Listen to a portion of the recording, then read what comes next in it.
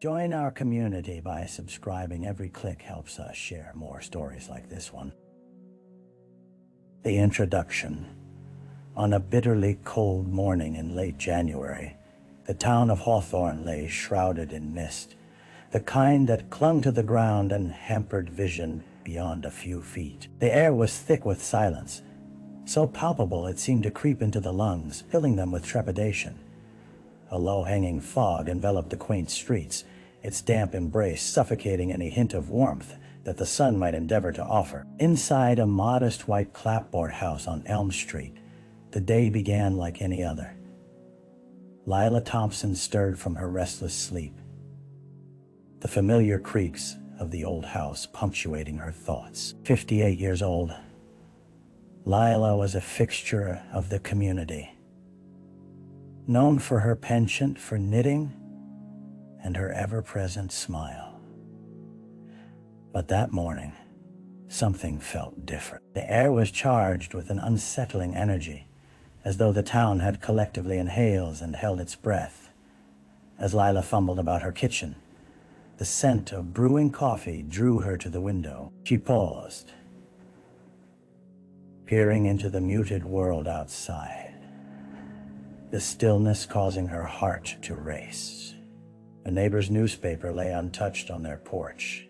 An errant dog roamed aimlessly. The usual chorus of birdsong was missing. An inexplicable dread settled in the pit of her stomach, gnawing at her instincts.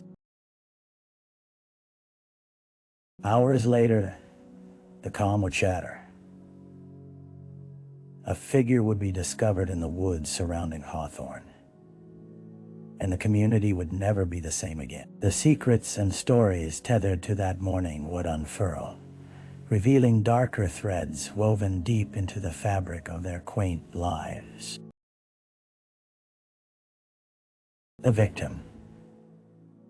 The sun barely broke through the haze when the stillness was finally disturbed by the frantic barking of a German shepherd named Max. He tugged at his leash while his owner, Ryan Miller, trained his eyes toward the dense woods at the far end of his backyard. The call of nature had summoned them both for their morning walk.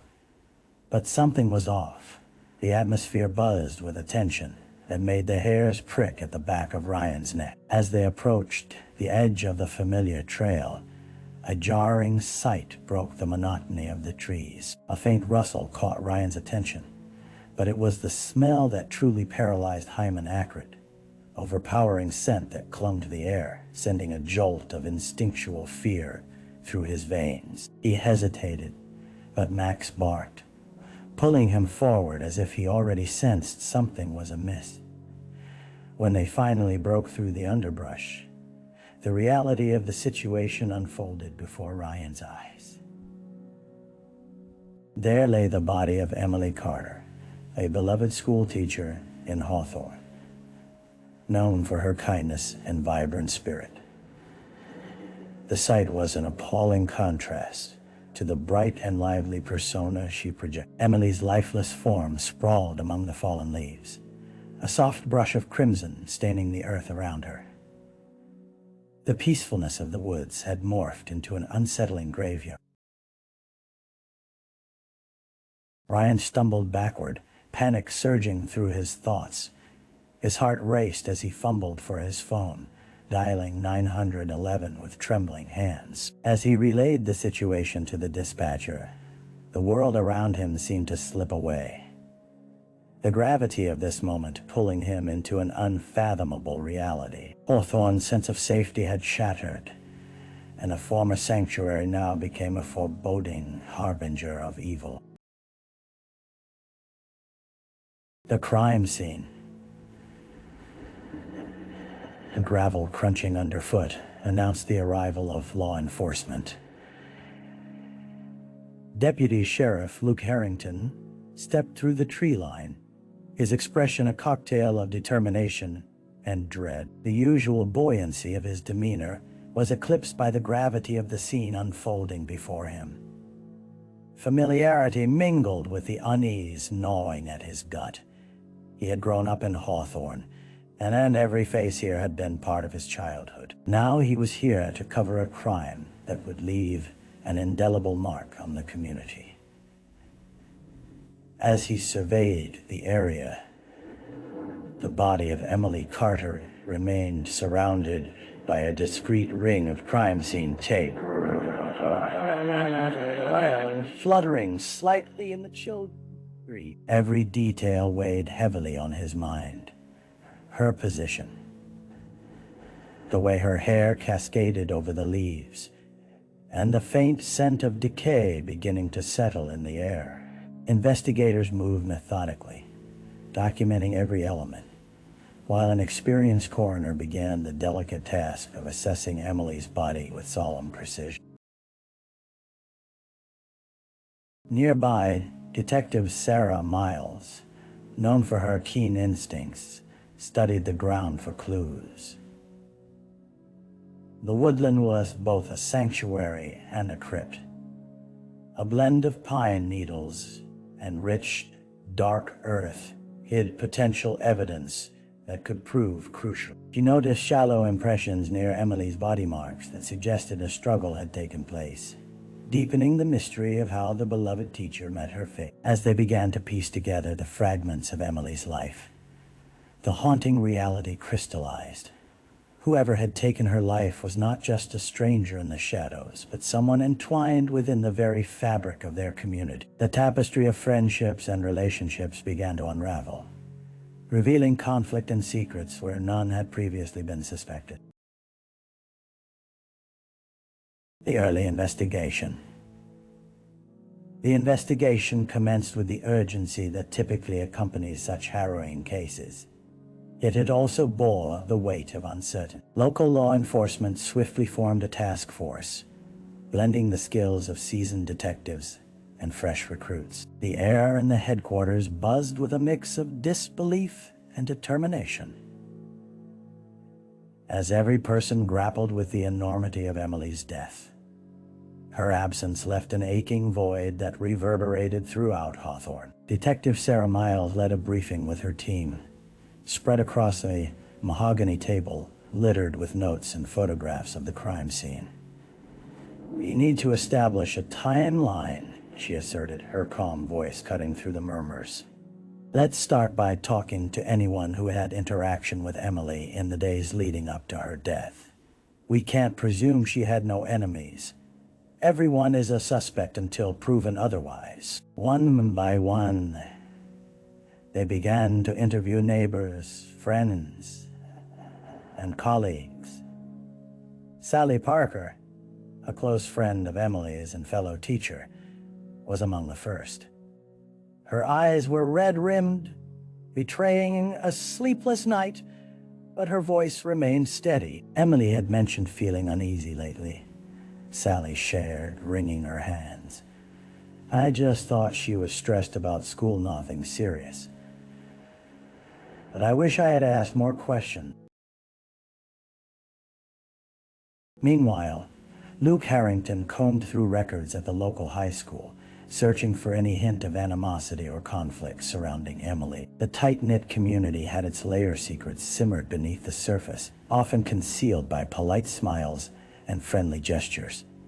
Every known foe would lead them closer to the truth, yet it felt as though they were grasping at shadows. The walls of their sanctuary were beginning to close in, trapping them in the ominous murmurings of doubt. Amid the chaos, the heart of the case reverberated throughout town, hints of betrayal, whispers of jealousy, all woven through the mundane fabric of life in Hawthorne. As day turned to dusk, the looming specter of violence began to unveil its grim face. The dead ends. Days turned into a week, and the vibrancy of Hawthorne dulled under the weight of tragedy.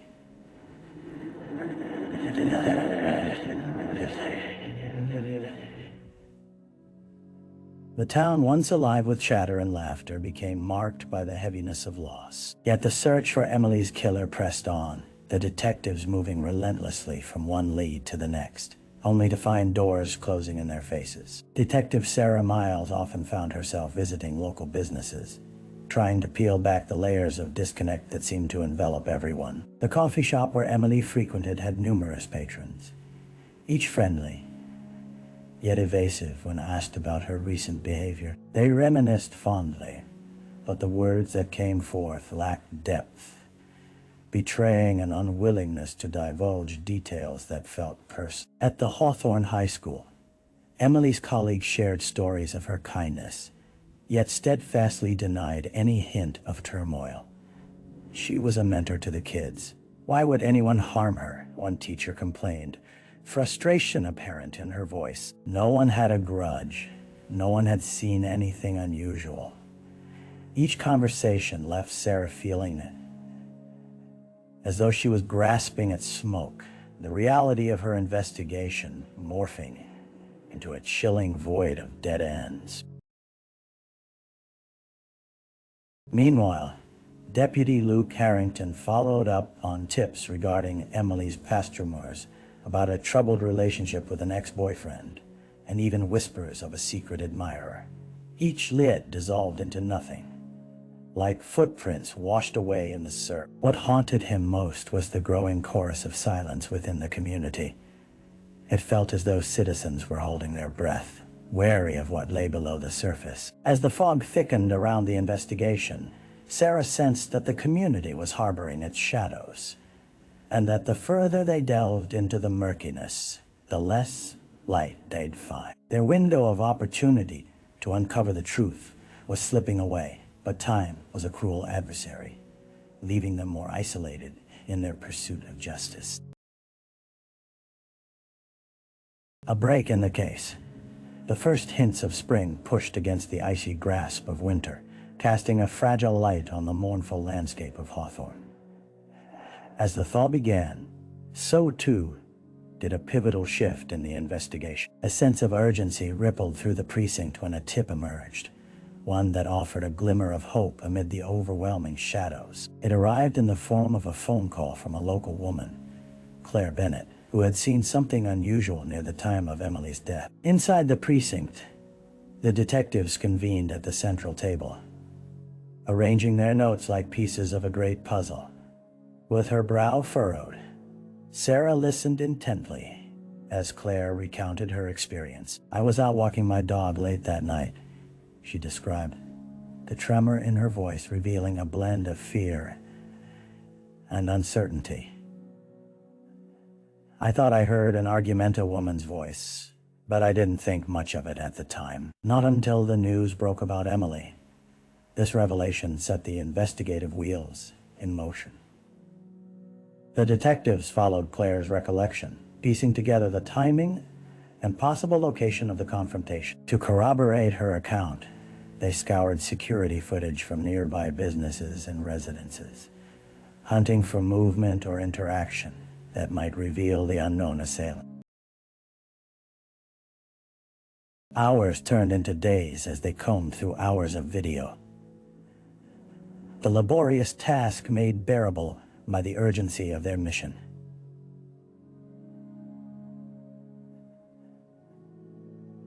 Finally, they struck gold, a fleeting image of a figure near the edge of the woods on the night Emily died. It was grainy and indistinct, but the gait was unmistakable, and with meticulous scrutiny, they determined it could belong to a man with ties to Emily, someone that had been overlooked amidst the swamp of leads. As they pursued the new development, the labyrinth of the case began to unravel before their eyes.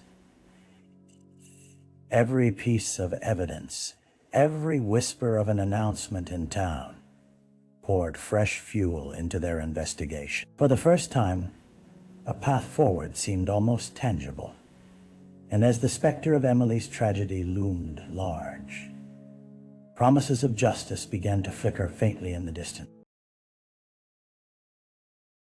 The suspect. The morning light struggled to illuminate the precinct as Detective Sarah Miles and Deputy Luke Harrington gathered in the small conference room. A map of lines and connections sprawled across the walls. The grainy image from the surveillance footage had sparked a relentless pursuit, directing them to one Thomas Reed, a former student of Emily's, who had recently returned to Hawthorne. Thomas was a quiet young man in his late 20s, known for his reclusiveness and an odd fascination with his former teacher. Sarah recalled numerous mentions of Emily's kindness, particularly toward at-risk students, but Thomas had not flourished under her guidance. Those in town whispered about his unrequited crush, a fixation that seemed innocent at first glance, but revealed deeper, troubled currents upon reflection. They coordinated a plan to bring him in for question. The atmosphere in the interrogation room was palpable, tension rolling like fog as Thomas entered. His demeanor was anxious but nonchalant. The slight twitching of his fingers betrayed the calm facade he attempted to maintain. Sarah initiated the conversation with a stark openness, asking about his whereabouts on the night of Emily's murder. "It was home," Thomas stammered, meeting Sarah's gaze with barely concealed apprehension. "Just watching TV." His hesitance, however, suggested he was holding something back. As Sarah pressed him on the details, inconsistencies began to emerge as alibi felt threadbare. The deeper they probed, the more cracks appeared in his seemingly innocent narrative. Witnesses reported seeing him near the woods that night, walking in a daze. Within the tension-laden air, whispers of jealousy and obsession surfaced from beneath his facade, painting a troubling portrait of a young man entangled in the darkness of his affection for a woman who had been nothing but nurtured. As the connection between Thomas and Emily crystallized in their minds, Sarah's heart sank with the realization that they were standing on the precipice of something harrowing. This seemingly innocuous man bore the weight of secret dark shadows that could drown the town in sorrow all over again. The trial. The courtroom was filled beyond capacity, the air thick with anticipation as friends, family, and townsfolk gathered to witness the proceedings against Thomas Reed. Tension rippled through the wooden pews, each creak echoing the unease that settled over Hawthorne.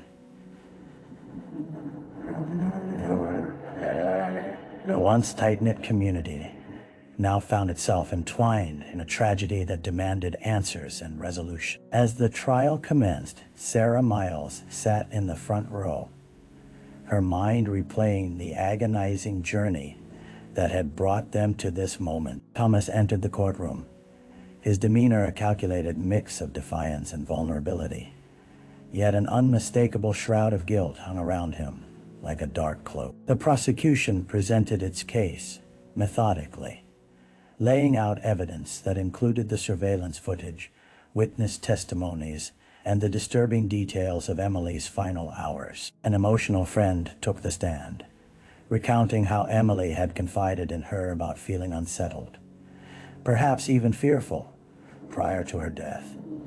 She was worried someone was watching her, the friend stated, tears glistening in her eyes. It was a moment that resonated painfully with everyone present. The defense did its best to discredit the narrative, casting doubt on the reliability of the witnesses and emphasizing the lack of forensic evidence directly linking Thomas to the crime. He was a troubled young man, yes, but that doesn't make him a murderer, the defense attorney argued, forcing the audience into a reconsideration of their thoughts. As the days dragged on, Sarah found herself clinging to every piece of testimony, the toll of the trial weighing heavily on her spirit.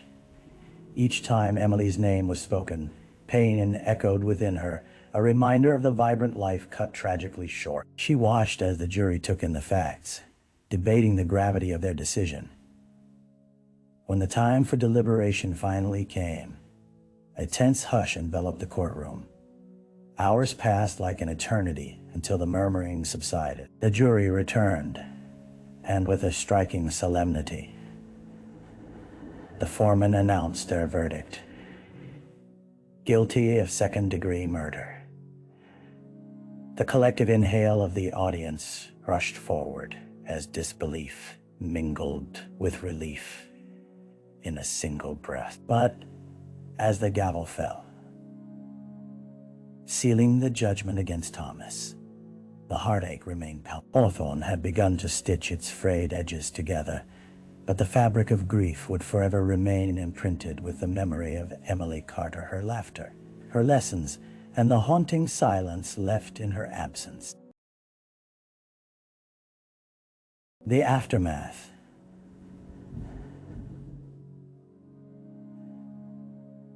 The trial concluded, but for the town of Hawthorne, the true work of healing was only beginning.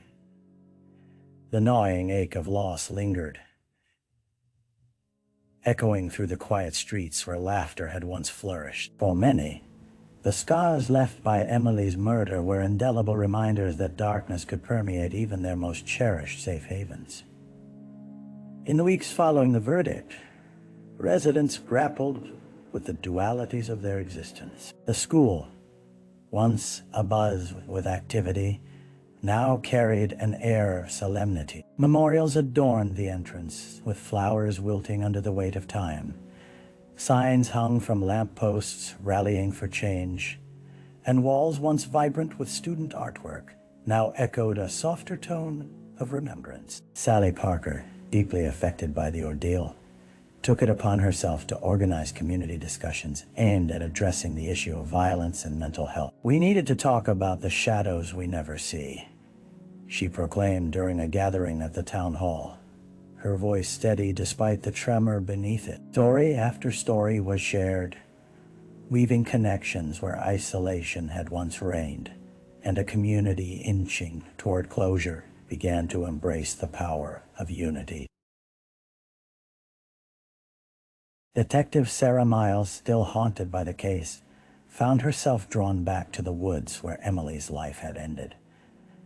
On a crisp morning, she ventured into the tranquil space, taking in the serenity that surrounded her. She closed her eyes, breathing deeply, letting the air fill her lungs, an act of both mourning and gratitude. Haunting memories were still vivid, but there was also a growing sense of resolve within. As the seasons shifted, so too did the town's spirit. Vigil lights flickered, signifying a constant memory of Emily, a beacon in the darkness. Conversations once derailed by whispers of fear had transformed into shared promises of vigilance and compassion. They were nurturing the seeds of awareness that Emily had once sown in their lives. Though the scars of their collective trauma would not disappear, the community gradually began to find strength in vulnerability. They knew that progress would be slow, and healing would require effort, but the bonds forged in the fires of tragedy would carry them forward. Inside the scars lay stories, and together they would honor Emily's legacy by becoming a strength for one another in a world that had once failed to protect. Reflection. As autumn settled over Hawthorne, the chill in the air brought with it a sense of introspection. Leaves painted the town in shades of amber and crimson, while casting a blanket of nostalgia over the streets. Residents couldn't escape the memories of Emily Carter, the laughter in the classrooms, her unwavering kindness, and ultimately the heartbreaking circumstances that led to her tragic end. One evening, Sally Parker gathered a small group of friends at her home, a symbol of the newfound unity forged in the face of adversity. They shared stories, not only about Emily, but about their own struggles and aspirations in the aftermath of the tragedy. The conversation flowed like the wine, unearthing the shared vulnerability that deepened their bond. Together, they reflected on the past year, the heartbreak, the trial, and the inevitability of change. As they spoke, Sarah found herself moving comfortably between the past and the present. She watched as healing began to flourish in the laughter of children in the park,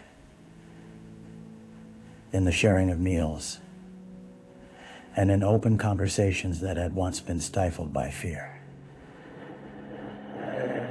a cycle of rebirth that Emily would have profoundly appreciated. Each person in the room was echoing an unspoken commitment to keep the memory of Emily alive in their hearts, while vowing to create a safer community for future generations. They realized that grief, while personal, could blossom into strength when shared a legacy worthy of Emily's spirit. As dusk fell, the friends raised a toast to Lifeite's fragility and beauty, a testament to resilience in the face of loss. They knew that the path to healing was ongoing, and with each step forward, they honored Emily's memory with purpose and compassion.